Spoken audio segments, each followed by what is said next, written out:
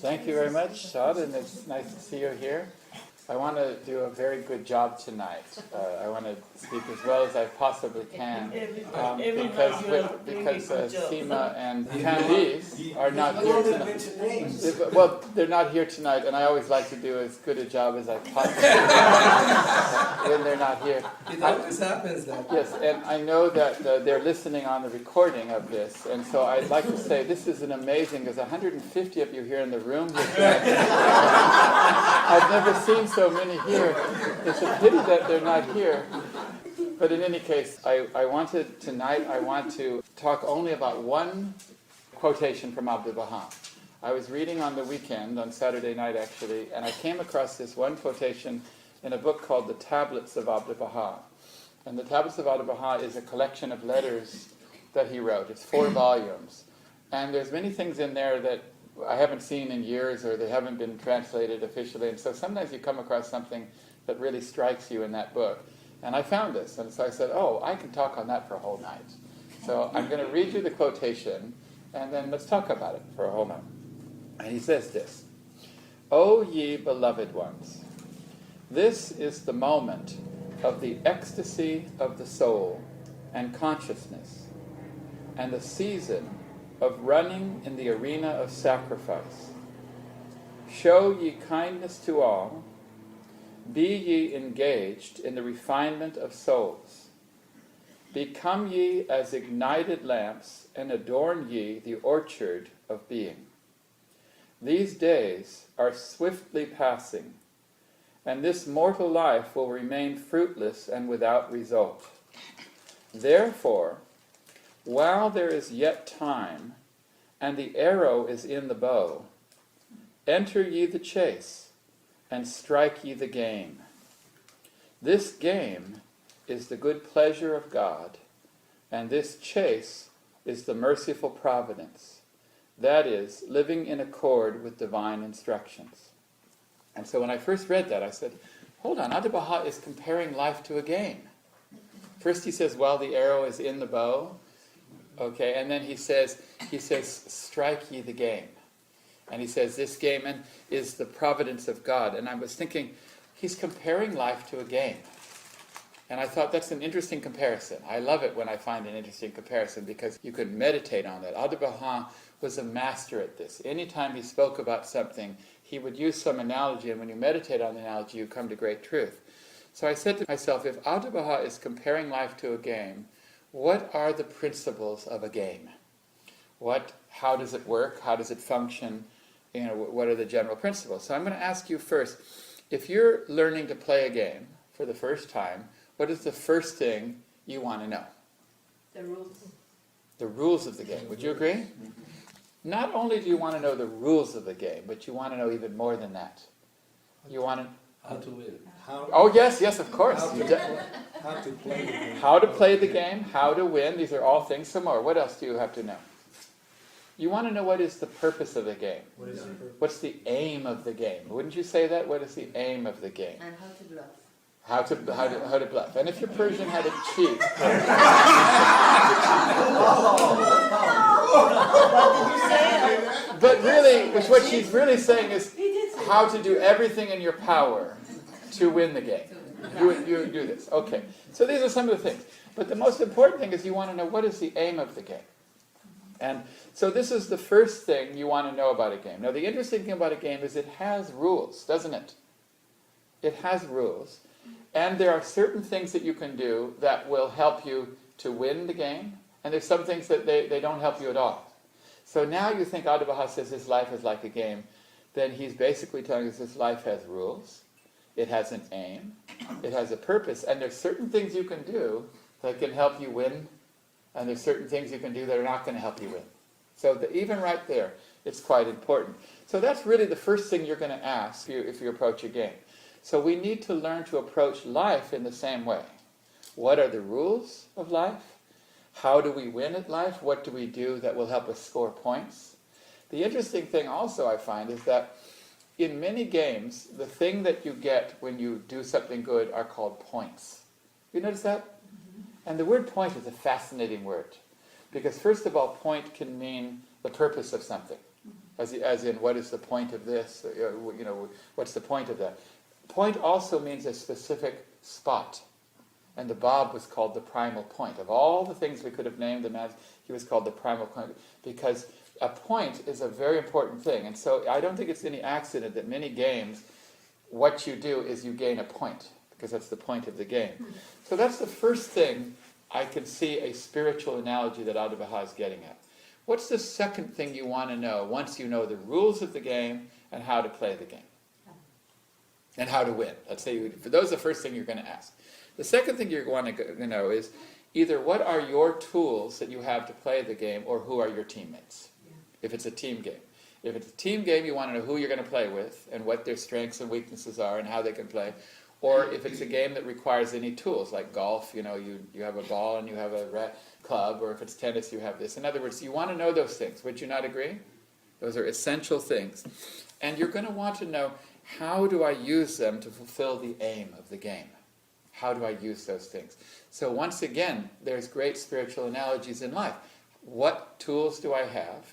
Or who are my teammates? And that's really important. Would you agree? Okay, the second thing you want to know, well, who are your teammates, and we use, is who are your opponents? Who are you playing against? Well, you would have to agree, and what are their strengths, what are their weaknesses, and so on. These are just normal things that you're going to ask, who are we playing against, or what am I playing at, what am I up against? And so I'm going to pick my own team in the game of life. I'm going to pick a football team, because it has 11. So I'm going to, since Adi-Baha said life is a game, I'm going to pick my team right now. And here's who I'm going to pick. I'm going to pick these 11 players. Forgiveness, I'm putting him on my team.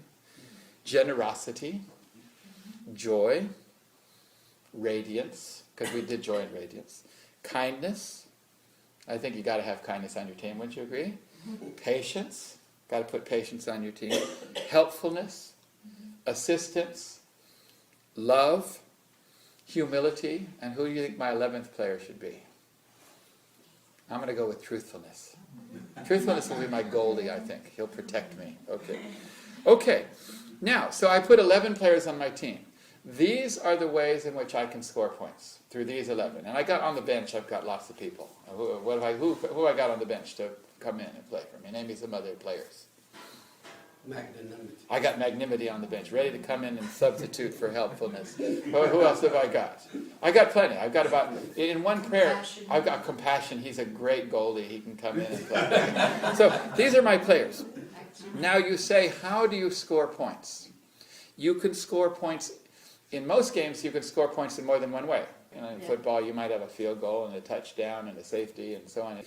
How do you score points? Well, with your tools, or your teammates, you score points in two ways, and you could sum it up by this simple phrase, and I want you to memorize it. See it and be it.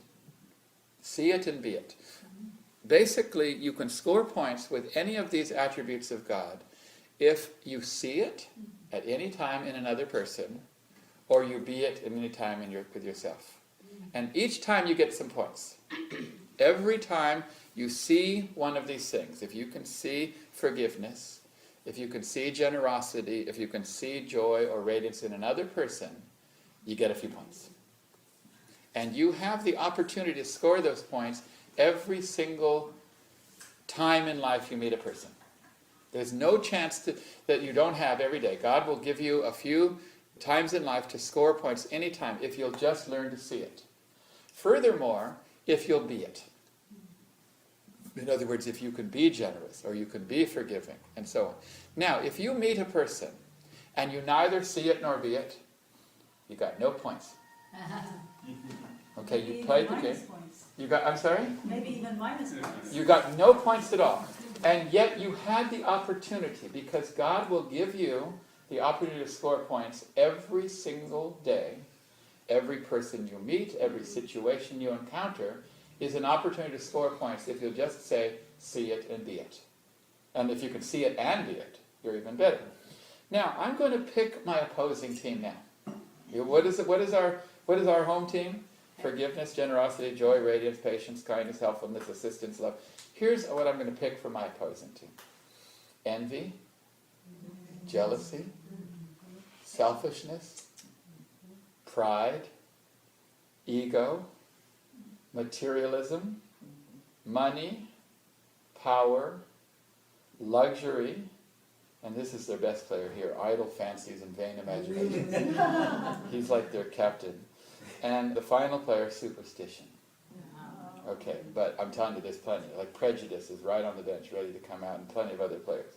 So now, I look at my team, I look at their team, and I think, we're going down. If we don't, 'cause that's a pretty tough team. Now, when you play a game, you must know your opponent. Would you agree? Yes. You must know what they do, and the biggest mistake in playing a game is to underestimate your opponent. That's the quickest way to lose, because you underestimate. You have to know your opponent, and you have to respect that they have great skill. Would you agree? Yeah. Okay, so I want you to imagine right now that you're a quarterback. How many of you know anything about football? Football, there's 11 players. The 11 players, and say you're the quarterback and you want to throw the ball to one of your teammates. So you've got, forgiveness going out to the left, and you've got mercy going out to the right, and you've got compassion. You've got all your players going out there, okay? And let's say that ego is really covering compassion really well, because the opposing player, and let's say that, let's say jealousy is completely smothering humility, or something like that. What do you do when you're a quarterback? What do you look for when you're about to throw in a quarterback? What do you look for? Opening. Somebody who's open. Correct. The quarterback looks for the open man. Why does he look for the open man? Because he can throw the ball to him and he can score points. Now, if the quarterback looks at 9 men and they're all covered, does he spend any time on them? It's a waste of time, isn't it? So the quarterback, they say, check down. Nope, not open. Nope, not open. Nope, not open. Nope, no. Oh, he's open. Concentrate on him. This is what we should do with people. We should look to the virtue that's open. We look for the humility. So we look at them and we look for their, we look for their generosity. Oh no, it's not open. We look for their joy. It's not there. We look for something that's not there. But then we see, suddenly, humility is there. That's the open man, and we pass to that and we score points. We score points because we didn't concentrate on what wasn't covered. The quarterback can have 9 men not covered, but if there's one that's open, he can score points. He doesn't need them all. So in a way, this is a wonderful analogy. A quarterback looking for the open is a wonderful analogy of how we should treat people. Many of the opposing players are covering their things. So this is one way we can look at it. Another way to look at it is this. Imagine that God is a pitcher. Every day, God is pitching to you. No, I'm serious. Every single thing that happens to you, God is pitching something to you. He's throwing you a pitch. Now, when you play any game, when you play baseball, okay, there are many different kinds of pitches. There are softballs, and softballs are easy to hit. A softball is very easy to hit. It comes down, but sometimes you don't swing at the softball because you're afraid, or you think it's a fastball, you think it's something like that, and you don't swing at it. But the softballs are the majority of what God gives you. Every single day, God gives you softballs. They're easy to score points. But I can imagine the sportscasters of life, the spiritual sportscasters, are watching you. Let's just say that they're watching Shad. And they're saying, okay, it's a good day today here in heaven, and we're watching Shad, and he's going to have a meeting with let's say with Cambyse. And here comes Cambyse, and Cambyse says, oh, I'm so depressed, I'm so sad today. And then sportscaster says, oh, what a softball Shad's got. He can knock that out of the park. And Shad says, what, you had a bad day? What about my day? It was even worse. And the announcer says, oh, what a rookie mistake Shad made. He had the perfect opportunity to cheer him up, and he's got no points out of that. And they'll say, oh yeah, well, he's a lousy player. And so, I'm joking, but you see, many times it's very easy to figure out how to score points. It's very easy what that person needs, what to give them, or what you can do, or something. Many times God will pitch you softballs, and we need to hit those out of the park. Now, sometimes God doesn't give you softballs. Sometimes he gives you fastballs. They're harder, and occasionally you've gotten a few fastballs pitched at you. But the thing is that you learn to hit the fastballs by first hitting the softballs. hit those first, then you get better and better and better, and your eye gets stronger and you hit them. Occasionally God pitches you curveballs. Curveballs are things that you expect to be one thing, and then at the last minute they do something else. They're deceptive. Now, in baseball, you don't throw too many curveballs, because then you'll be expecting them. Curveballs come every now and then. And so this is God, basically, he pitches us different pitches. And if a pitcher doesn't pitch you different pitches, you'll get used to it and you'll hit everything. Occasionally, God pitches you beanballs. Beanballs, as you know in baseball, are things that just hit you. They hit you in the head or the face. Okay, and every now and then you'll get hit by beanballs. They're the worst. Okay, but the point is the purpose of life is to meet these pitches, is to swing at them, to watch them and concentrate, because you know that you have been given a chance to score points in this game every single day. And if you let a day go by in which you didn't score the points, then you wasted your time. You played the game and you didn't score. Now, every moment of your life now is playing a game, according to Adi Baha. There is a point to the game, there are rules to the game, and there's a way that you can win it, and there's ways that you can't win it. And remember, the other team is going to do everything in its power to prevent you from winning it. And it's a really good team. Because you can't have a game if you don't have two teams, would you agree? So God gave us envy and jealousy and ego and pride and selfishness and materialism and money. I can't remember that other team. He gave that to play against us. Be careful, because they're going to try and prevent you from scoring points. In fact, they love to score points. They're a really good team. Now, in every game, there's the way to score the most points. In baseball, it might be the home run. In football, it might be the touchdown. Or baseball, it might be the grand slam. And in bowling, it might be the strike. In golf, it might be the hole-in-one. You know what I mean? I was thinking, what is the way to score the most points? What is the big home run of when God pitches us? What do you think it might be? Big home run. Yeah, the big home run. Of just the game.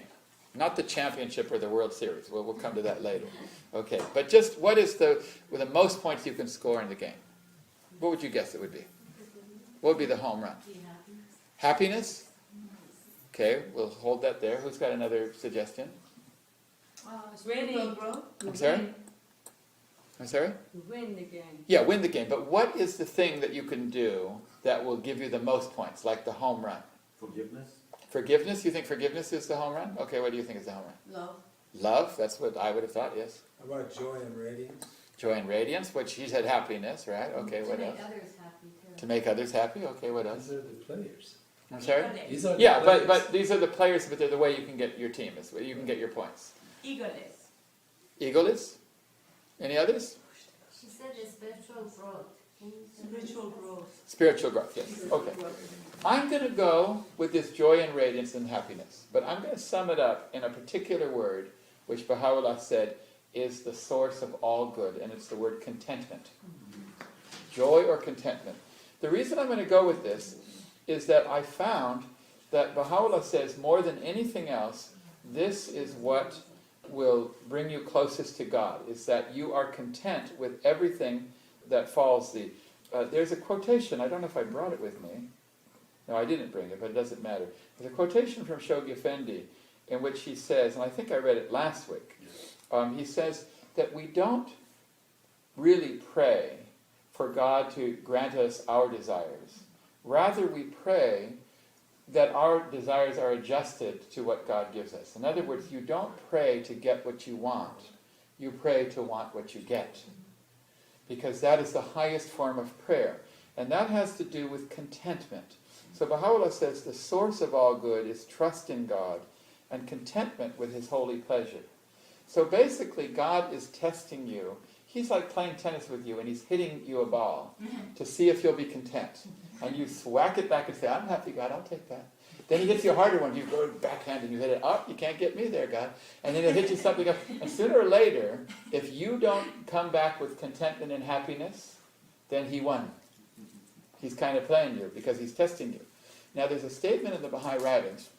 It's in the Hidden Words. He says, the true lover yearneth for tribulation.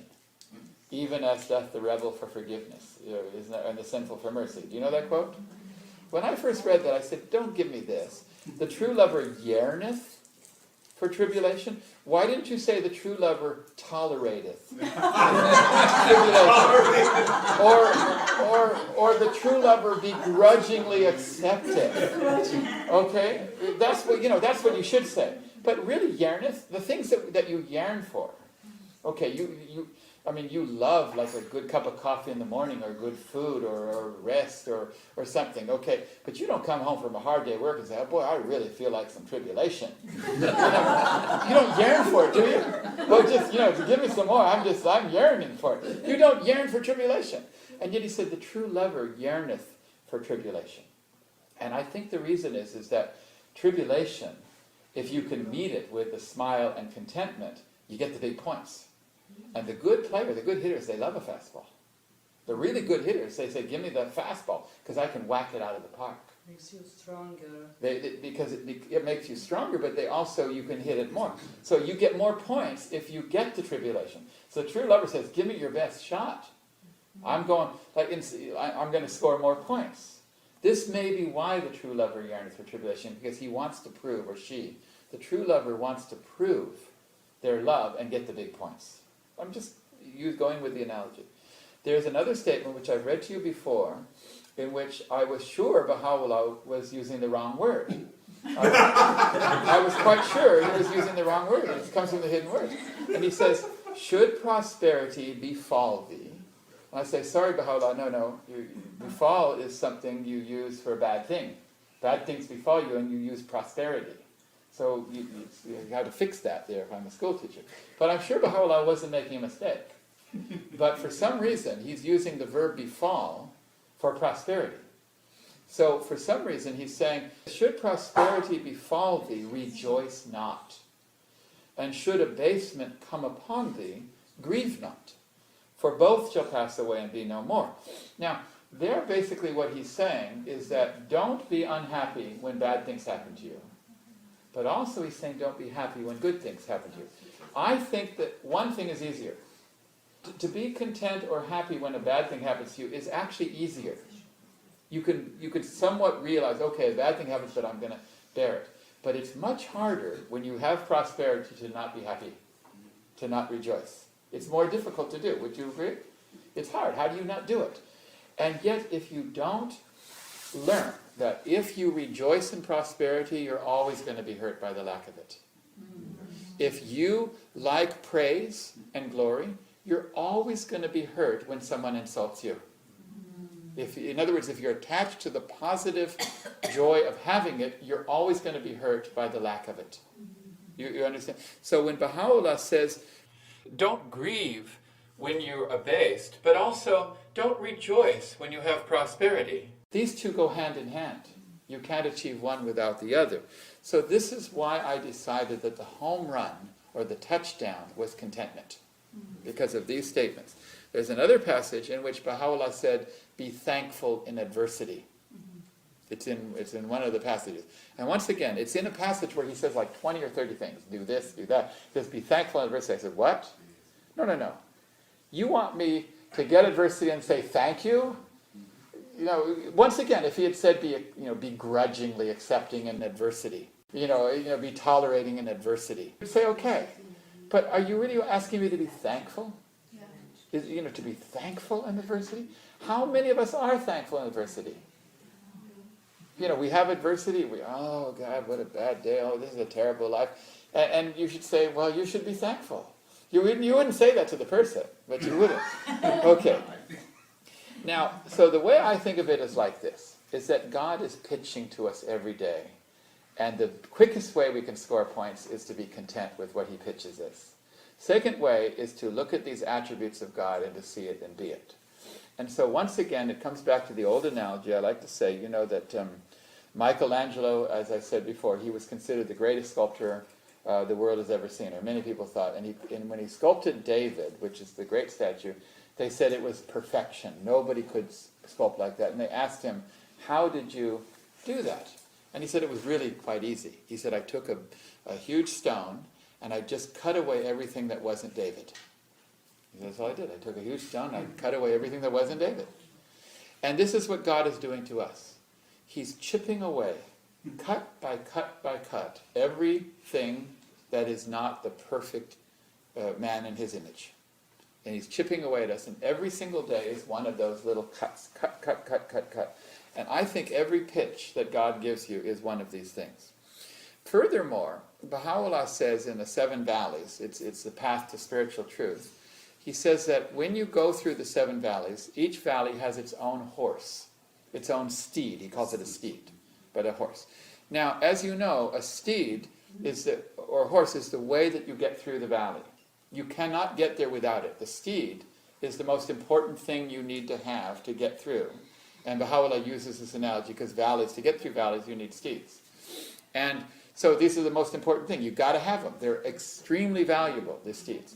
So the first two valleys, before you can even get to the last five, have two steeds. And what are those steeds? They're patience and pain. The steed of the first valley is patience. The steed of the second valley is pain. Now, I never thought of pain as being a good thing, like you ride it like a horse, that it's a steed that gets you through. And I never thought of patience as being the first steed. But these are related to contentment. You score points because patience and pain are valuable. So those are some of the basic analogies I would think about with sports. Now, what are some of the others? The next thing I think about with any game is that a game has a coach. Would you agree? A game has a coach, or most sports have a coach, and some have more than one coach. And how important is the coach? Very. It's extremely important. You need someone that knows how to play the game, knows it better than you, can watch what you're doing, say, do this a little better, and also knows the opponent quite well. Oh, look out for ego, and then look out for pride, and look out because he's going to do this. So a coach is really important. So who is the coach in the game of life? I would say it's the messengers of God. Wouldn't you agree? It's the manifestation of God. But to think of him like a coach in life is quite a good analogy. Now, the interesting thing is that most religions have just one coach. In Christianity, Jesus came, and then when he passed away, nobody was quite sure. The Catholic Church, thought maybe it was Peter, and the Protestants thought it was something else. Even in Islam, it wasn't the case. Now, in the Baha'i faith, it's amazing. We have the Bab that came before Baha'u'llah, and he wrote so many books. Then Baha'u'llah came, and even I don't understand why there were two manifestations of God within 9 years apart. Then, when Baha'u'llah passed away, we had Abdu'l-Baha, which was called the Mystery of God. And he wrote letters and books and so on. Now we've got three times as much as Christianity or Judaism. And then Shoghi Effendi was appointed the guardian, and his writings are voluminous. And then we have the Universal House of Justice. So we have 5, where every other religion had 1. We have a basketball team. Just, I use the analogy. In other words, we have a coaching staff. And they all fulfill different functions. And you need this. But the point is that if you want to win the game, you listen to your coach. So this is another analogy that I had. Okay, so these are some of the things that I can see Abdu'l-Baha was getting at. But there was one thing that Abdu'l-Baha said very specifically, and it's the most important aspect of any game, of any sport. And Abdu'l-Baha mentioned it, so I want to ask you, what is the single most important thing about a game? And Abdu'l-Baha mentioned it. Training for it? Practice? These are all important. We'll come to these later, but the most important, I'm sorry? Unity is important, of course. Team sport, absolutely. But even more important, Abdu'l-Baha mentioned it. To play a fair and honest game. That's absolutely, exercise, very important, I agree. Humbleness. Yes, it's very good. But what is the single, if you think about the construct of a game, It's the end. There's an end point. Sorry? stand up, The end. stand up, stand up, stand up. It's the single most important concept. Every single game of any type has an end. Remember this, and this is what Abdu'l-Baha, that's how we got to it. Every game has an end. Some games have an end relating to time, and some have an end relating to a certain number of segments. You know, a certain number of innings in baseball, a certain number of frames in golf, a certain number of frames in bowling, a certain number of holes in golf, or a certain number of minutes in basketball, a certain number of sets in tennis. All games are limited. They have a finiteness about it. Now, without this, the game has no point. Without having this, there would be no point. If games were limitless, who would do anything? It's the fact that the game is going to end. At the end of the game, a tally is going to be made, and then it's going to be the winner or loser. This is the fundamental. Now, Baha'u'llah says, "Bring thyself to account each day, ere thou art summoned to a reckoning, for death unheralded shall come upon thee, and thou shalt be called to account for thy deeds." Basically, he's saying, keep score, because the game is going to end. That's really what he's saying. Now, what are the implications of the fact that a game is going to end? Think about it in any sport. The main thing is that if you're behind late in the game, you usually think back to the chances that you had earlier that you failed to score. This is the most common thing that will happen. If you watch any game of any type, as the game gets near the end, the announcers will say, "Isn't it a pity they did not take advantage of the earlier part of the game?" Because the time is the omnipresent. It's like a sword of Damocles that hangs over you. Consequently, the fact that the game is going to end is the most important thing. The other thing is that any missed opportunity in a game will come back to haunt you.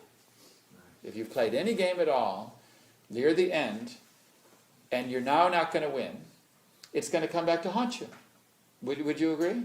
So this is a very important thing, because Baha'u'llah says, "Seize thy chance for it will come to thee no more." Now let's go back and read that quote of Abdu'l-Baha and realize that when he's talking about a game, he's talking about the finiteness, the finishing of the game as being. I'm going to read it to you.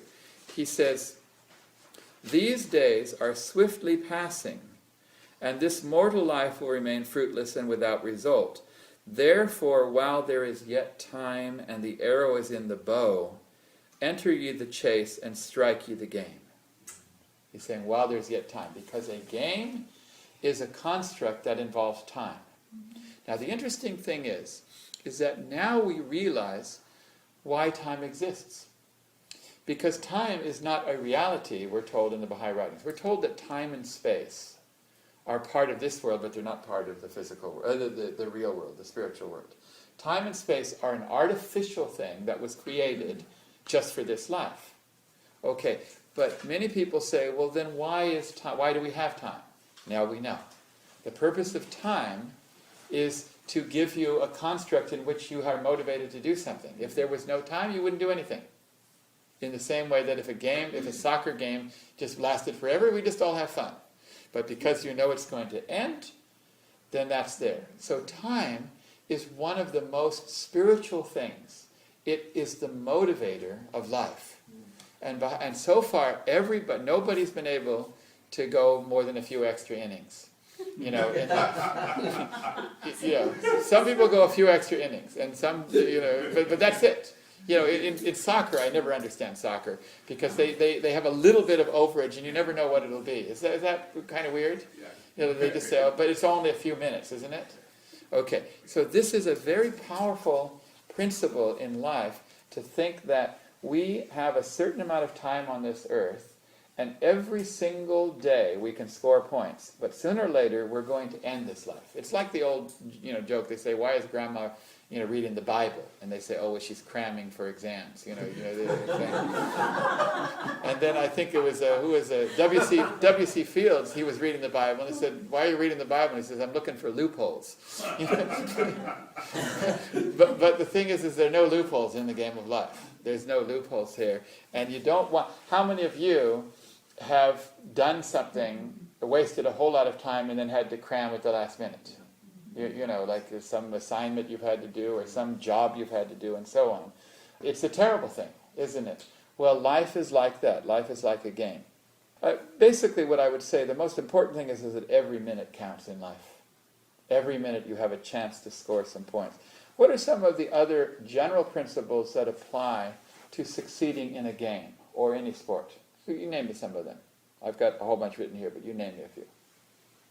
what would you say is the primary quality that someone good in any game must have? Talent, Okay. Talent? skill, Skill? perseverance, Perseverance? Work hard. I'm sorry? Working hard. Working hard? technique, Technique? These are, Staying consistent. okay. fitness. All of these. They're all important. Would you agree? But in my opinion, the one that comes first is this attitude that you have. Let's go with persistence. Who said persistence? Someone say that? Yeah. Or let's go with continual focus and concentration. You know, they say keep your eye on the ball or stay focused. It's a mental game first and a physical game second. And any athlete of any sport will tell you it's mental first. There's an inner game and there's an outer game. And the inner game requires you to constantly be focused on your purpose. Constantly be focused on your purpose. Because even in games like chess, believe it or not, if you study the Russian grandmasters, it's an inner game. They try to psych out their opponent. You know, they try to use psychological techniques to trick. No, they're really good at it. Because even a game that you think is purely skill, there's an inner component. But in sports, if you look at any high achiever in sports, you look at, you know, in basketball, football, baseball, anyone that's really at the top, you will say, oh, they are brilliant in their body, in their fitness, in their ability. But you also see that they're also brilliant in their focus, and in their intensity, and in their persistence. And in a way, you don't really know if their physical ability came first or that came first. It's like the old saying, Fritz Kreisler, who was the greatest violinist, he could play violin like nobody, and a woman came up to him and said, I would give my life to be able to play violin like you. And he said, Madam, I did. You see, a lot of times we think someone is naturally gifted at something, but they're not naturally gifted. They had the persistence, they had the drive, they had the dedication. So I would put that first. Secondly, though, right under that is what I would call eagerness or enthusiasm. Okay, you have to have this. Now the interesting thing is there's three words I find in Baha'u'llah's writings that he says are essential to spiritual life. And they are these three words: eagerness, enthusiasm, and thirst. Go in the Baha'i writings and type these words, and over again, Baha'u'llah says, if you don't have this, you're not going to make it. Okay, for example, in the Kitab-i-Yagan, he says you have to take certain steps. And he says, only when the lamp of search, read these are the things, he says, only when, he means that nothing else can happen until this happens. So he's putting primacy on a certain thing. And I'm going to read you them, and tell me that not all of them have to do with eagerness or enthusiasm. Okay, it says, only when the lamp of search, of earnest striving, of longing desire, of passionate devotion, of fervid love, of rapture and ecstasy is kindled within the seeker's heart, and the breeze of his loving kindness is wafted on his soul, will the darkness be dispelled. I could be in the locker room with a football coach, and I could use those same words. I could talk about longing, desire, and passion, devotion, and fervid love, and rapture and ecstasy. In other words, these are the things he said you need first if you're going to get it. In another place, he said that you will attain spirituality, he says these words, in proportion to the eagerness of your search. He says, in proportion to the eagerness of his search. And this is a very interesting thing, because you gain your rewards in proportion to how eager you are. Now think of what sport you like. Think of the people that are the highest achievers of that. And you'll find that they practice more, not less, than the other people. They work harder, they think longer, they watch more film, they study more history of the game. And yet they're the best. They should do it less, not more, but they don't. Because what came first, the chicken or the egg? Was it the desire, the eagerness, and the talent, or was the talent that led to that? No, I think it's the desire and the eagerness. Okay, that's just my own feeling. Remember that Baha'u'llah said there were 4 qualities that he likes to see in people. We've talked about this before, haven't we? And one of the qualities was the face wreathed in smiles, which was joy and radiance. And another one of the qualities was that you see a task through to the end once you begin it. And another one of the qualities was that you see with your own eyes and not with the eyes of others. Those were 3 of the 4. But what was the first one? Does anyone remember? It was enthusiasm and courage. I'm going to read it. The Blessed Beauty often remarked, there are 4 qualities which I love to see in people. First, enthusiasm and courage. That was the first one, and it was enthusiasm. So that's what he wants. And of course, the word enthusiasm means en-theo. Theo means God. Enthusiasm means God within. That's the original meaning, because enthusiasm means to have God within. And enthusiasm and courage. So this is a very important thing. Furthermore, Baha'u'llah often quoted from the poet Rumi. You know the poet Rumi? And how many of you have read Rumi? Have you read him in English or in Persian? Yes. Rumi, this was his main theme. His main theme was desire and thirst. There's many, like it was one of the primary themes. Maybe they didn't have a lot of water in Persia, I don't know. But thirst was his main thing. And there's one famous poem from Rumi, which Baha'u'llah quoted. Baha'u'llah quoted often from Rumi and Hafez. But he quoted from Rumi, and it's this quote. It says, "Seek not the water, but thirst. And from the very ground the water will burst." So basically he's saying, don't go looking for water, just thirst for water, and the water will come to you. And that was one of Rumi. And another famous poem from Rumi, he said this. He said, not only does thirsty seek the water as well seeks the thirsty. You know, he was very, very into this thing, that thirst will bring everything unto you. In other words, you don't have to find the water, you have to so thirst for it. And the more you thirst for it, then the water comes to you. It's a deeply spiritual concept. So Abdu'l-Baha talked about the word thirst as well, and he used the very same words as Rumi did, thirst. But he said there's a way. I'm going to read this. Someone asked Abdu'l-Baha, how do you become spiritual? And he said, I'm going to read you now. The first thing to do is acquire a thirst for spirituality. Notice he didn't say the first thing was to do something. The first thing was to have a thirst. You're going to do something later. The thirst precedes. So he says the first thing to do is acquire a thirst for spirituality. Then live the life, live the life, live the life. And living the life, it means doing all the things, all the virtues. Then he says the way to acquire this thirst is to, and now you're getting excited, because he's saying you have to do something, but in order to do that you have to do something first. And the way to do that first thing is something else. So you see what he's doing here? So you're getting excited now, because he's giving you a path. So he says the first thing is to acquire thirst. The way to acquire this thirst is to, and now he's going to tell you the way to get the thirst. What do you think it might be? Who can guess? And if you know what it is, don't answer it, if you know what he said. But if you had to guess, Abdu'l-Baha says the first thing is to acquire thirst. The way to acquire the thirst is to, what do you think it is? Guess. Somebody guess. Acquire knowledge. Acquire knowledge. That's how you get the thirst. Who has got another one? Pray. Pray. Meditation. Meditate. Act as if you have it. Act as if you have it. Do away with superstition. Do away with superstition. Good. Yes, Baha'u'llah talks about that as one of the important things. What else? And this was an answer to, somebody said, how do you become spiritual?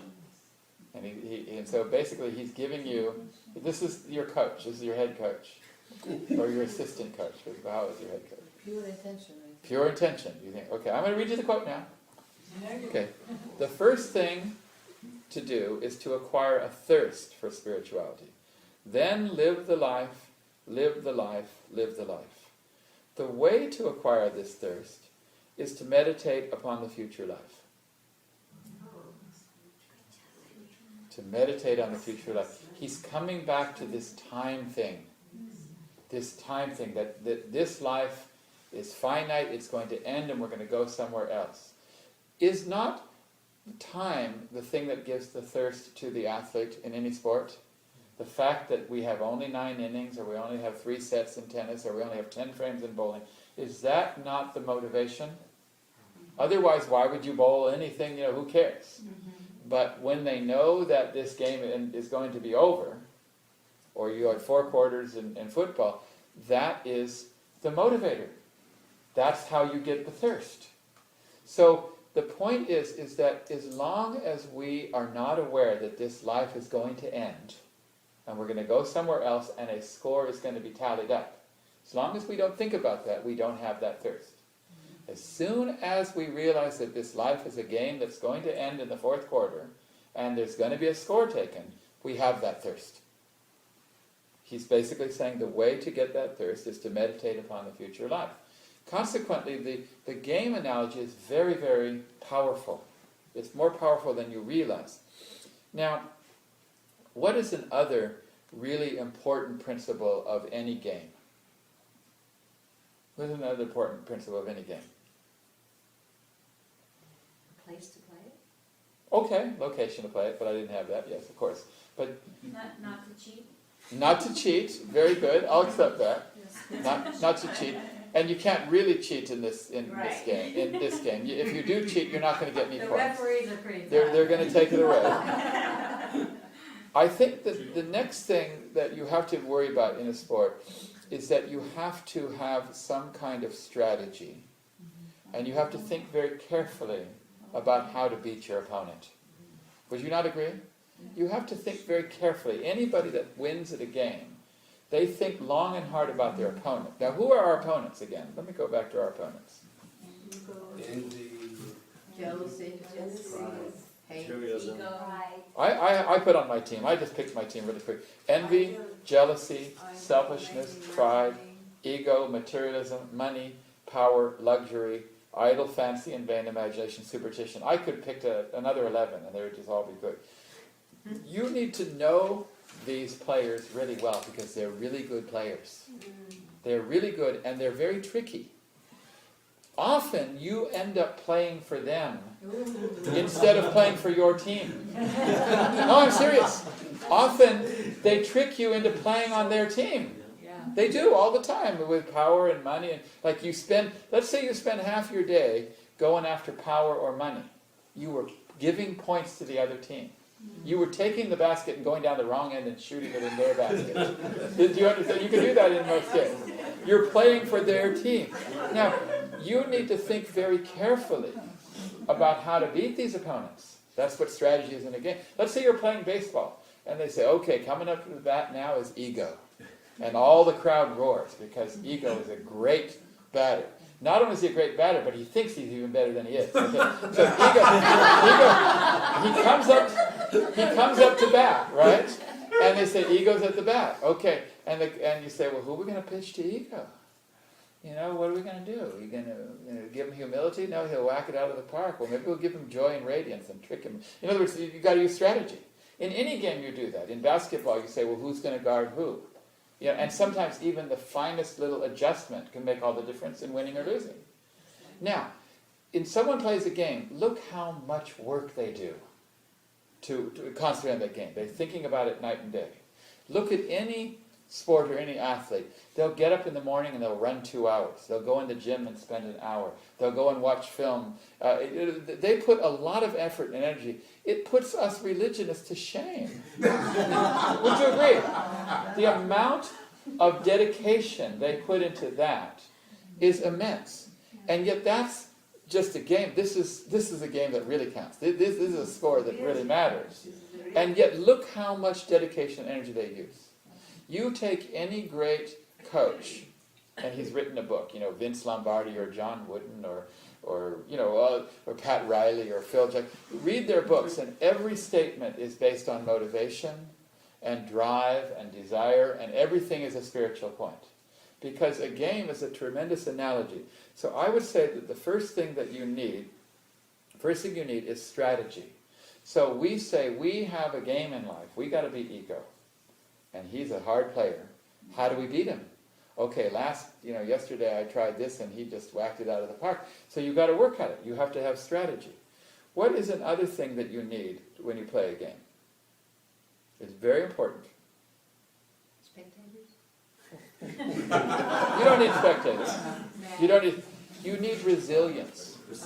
Resilience. What is the quality of resilience? Resilience is the ability that when you fail, that you get up and try again.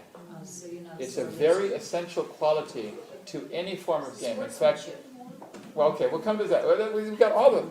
You need resilience. Resilience means that when you fail, you keep trying. You never lose heart.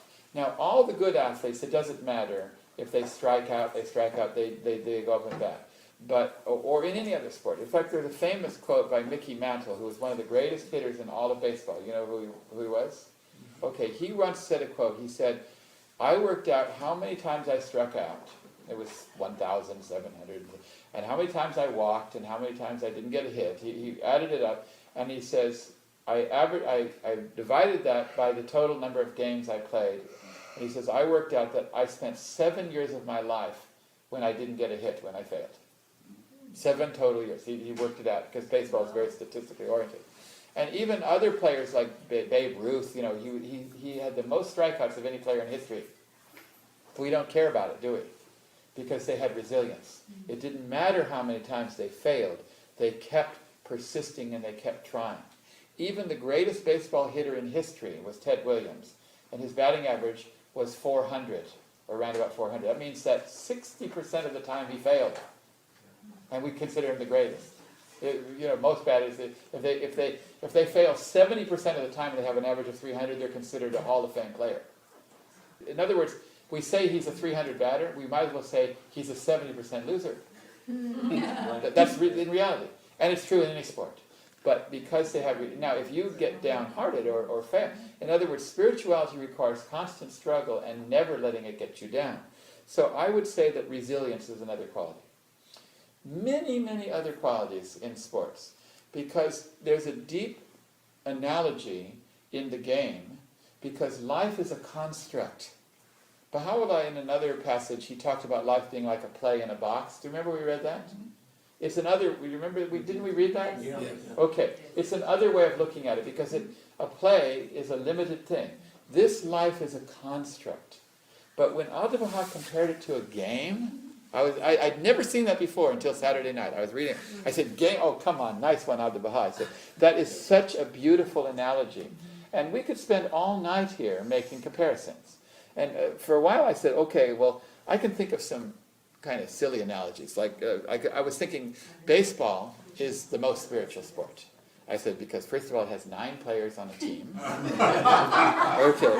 Secondly, it has 9 innings, And thirdly, you start out at home and your goal is to get back home, which is like you come from God and unto him shall return. I said, baseball. Furthermore, baseball was invented in 1845, just within a year of the Bob declaring, and the inventor of baseball died in 1892, the same year Mauland died. So I no, this is okay. No, I knew all this. I knew this. So I said baseball has got to be the most spiritual sport. Then I said no. Golf is more spiritual. Golf, you have 9 holes when you go out. 9. And you have 9 holes when you come back. You end up 18 holes just like the letter of the living. And furthermore, golf is played on the Holy Land because it's got holes in it. Okay? So I said golf has to be the most spiritual. Then I said, no, bowling is more spiritual. Bowling is more spiritual. Because bowling, you have 9 pins in bowling? No, it's 10 pins. But bowling is on an alley. And Baha'u'llah's name was Mirza Hussein Ali. And the Bab was Ali Muhammad.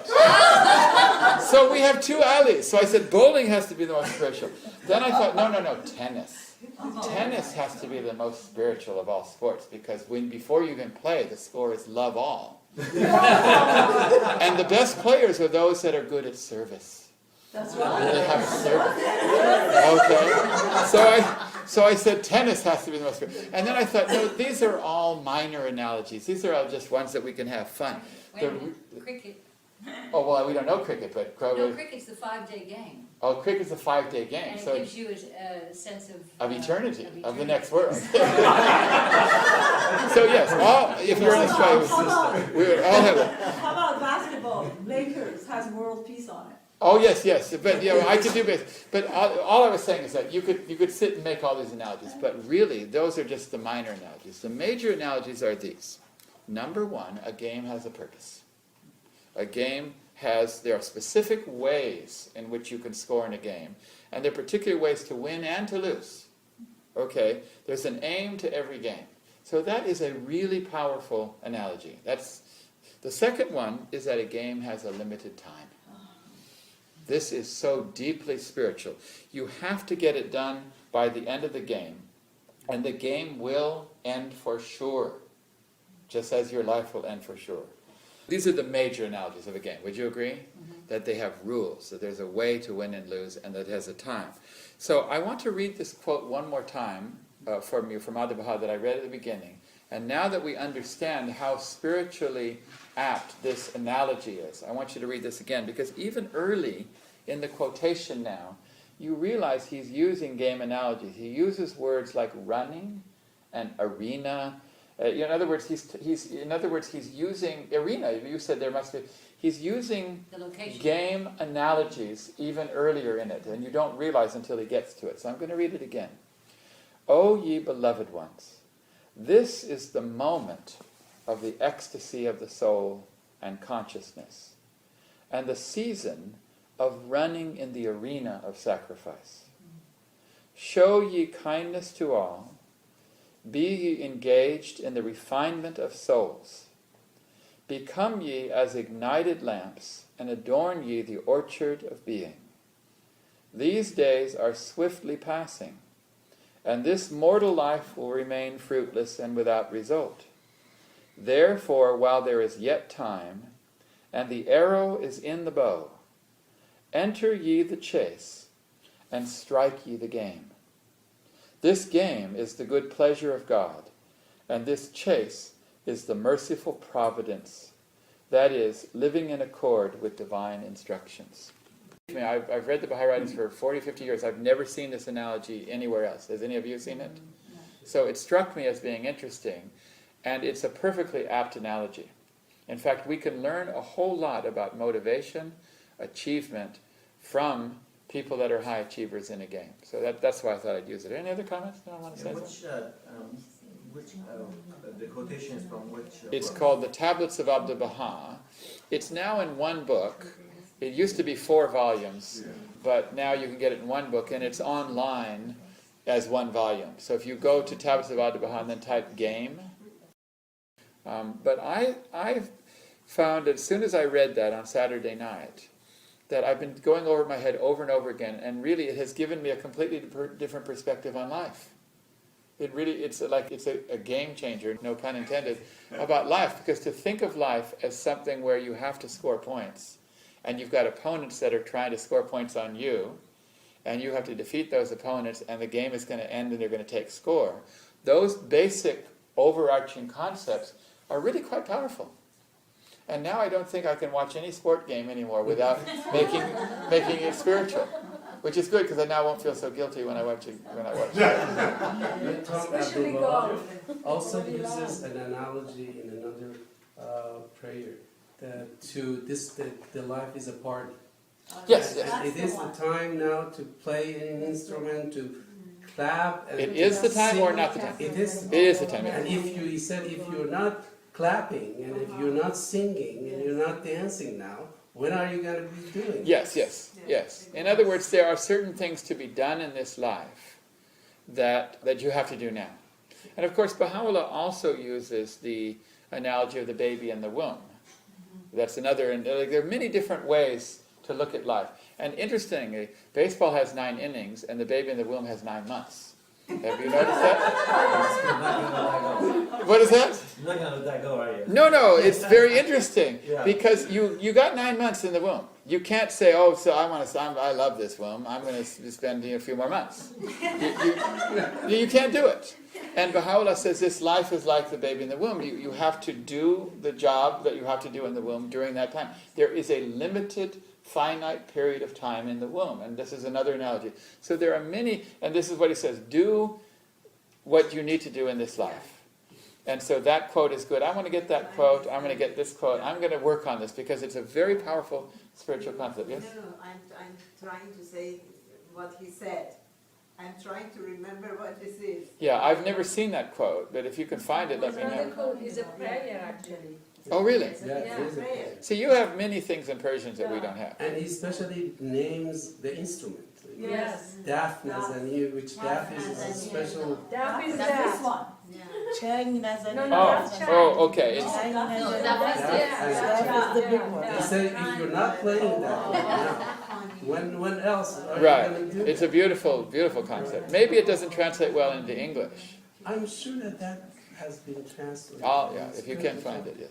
So, you know, you talked about this game and people playing the game. What happens when you don't get a chance to play? What do you mean when you don't get a chance to play? Like, The game of life. in When this you- game, we all get a chance to No, play. what happens if you know, as a child, you don't get a chance to continue? Oh, winning? you mean that the game is called short? Let's say Yes. rained out? Yes. This is a very interesting thing, because it shows you the value of this life. It shows you the value of this life, that it is so valuable because it's a chance to score points. Now, Abdu'l-Baha was asked this question about the suffering and the death of children. And he basically, I can bring that quote, I don't have it with me, but he basically said, don't worry, God has a way of making things right. You know, so there's some way that God has a way of making things right. So I don't think we should worry too much. But this is why, obviously, suicide is prohibited. This is why murder is prohibited. This is why human life is considered sacred. Because life is really, really a great gift. It's an opportunity of priceless value. And so that you can gain it from that. Because, you know, God has given us a chance. You know, if you're on a team and you're sitting on the bench, because all teams more sit on the bench than play. Okay, so there's 15 or 14 in basketball and only 5 are playing. Or in football it's like 50 and only 11 are playing. So when you're called up to play, that's what we all are. We have been called off the bench to play the game, because if you've been put in this life, you've been off the bench. Your number has been called. You know they say call your number? We're all in the game. Everybody else is up there saying, I wish I could, coach, put me in the game. Okay, but we're in the game, and we're playing. And it would be a real pity if the game ends and they say, what an idiot, you had so many softballs pitched at you, and you didn't hit them. That's really, that's what I get from Abdu'l-Baha when he says, while the arrow is still in the bow. It struck me, no pun intended, it struck me very hard that, oh my gosh, I am in a game, every minute counts. That's what I got from that quote personally. So I think that's enough, and I'm glad that Seema and Camby's were not here, because once again, it's 150 people here tonight. I can barely see all of you out there. The first time you read this quote and the last time you read it, it made such a difference. All the explanation you did. Thank you so much. Okay, oh, very good. Thank you.